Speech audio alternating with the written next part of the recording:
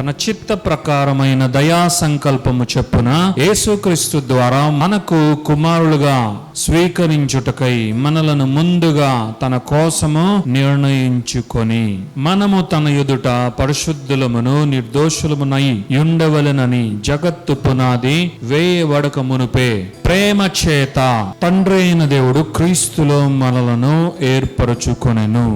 దేవుని కృపా మహదైశ్వర్యమును బట్టి ఆ ప్రియుని యందు ఆయన రక్తము వలన మనకు విమోచనము అనగా మన అపరాధములకు క్షమాపణ మనకు కలిగి ఉన్నది. హల్లెలూయా. దేవుడు అంగీకరించడం అంటే అది మాష విషయం కాదు.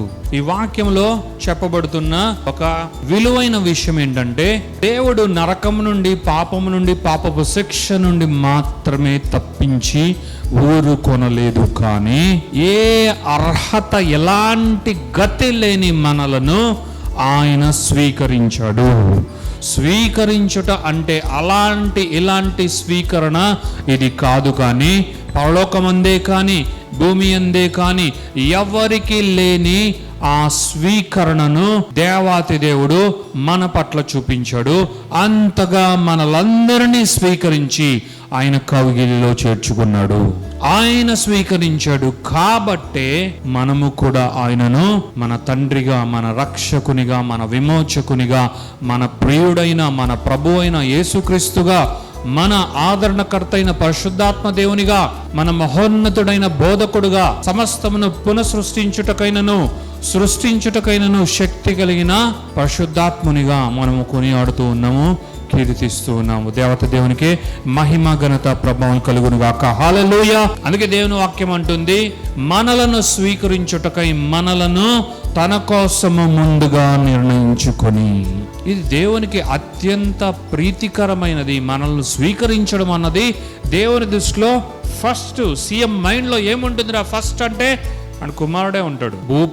భూ సంబంధమైన మానవుడికే ఇంత ప్రేమ కుమారుని పట్ల ఉండే, సృష్టికర్త అయిన వానికి, సృష్టికర్త అయిన మన దేవునికి మన పట్ల ఎంత ప్రేమ ఉండాలి? ఉంది కాబట్టే దేవుడు మనల్ని స్వీకరించాడు. దేవా, నీవు నన్ను స్వీకరించావు, నీకు కృతజ్ఞతాస్తుతులు చెల్లిస్తూ ఉన్నా. నీవు నన్ను స్వీకరించావు. నన్ను గనుక నీవు అంగీకరించకపోయి ఉంటే నేను దెబ్బలో చెత్త ఏరుకునేవాడిని, ఎక్కడెక్కడో తిరిగేవాడిని, ఒంటరి వాడిని, వ్యర్థుడైన వాడిని, వదిలేసిన వాడిని, ఎవరు నన్ను పట్టించుకొని వాడిని. అలాంటి బ్రతుకు నాది.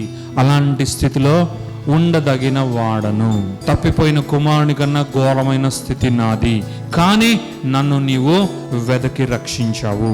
నన్ను నరకం నుండో, పాపము నుండో, అతిక్రమం నుండో, దాని యొక్క శిక్ష నుండో మాత్రమే కాదు నాయనా, నీవు నన్ను స్వీకరించావు దేవా. నీవు దేవాతి దేవుడు అయినా నీవు నన్ను అంగీకరించావు, స్వీకరించావు, హక్కును చేర్చుకున్నావు, నీ కౌగిలిలో నన్ను భద్రపరిచావు. నీకు కృతజ్ఞత, స్తుతులు, మహిమ.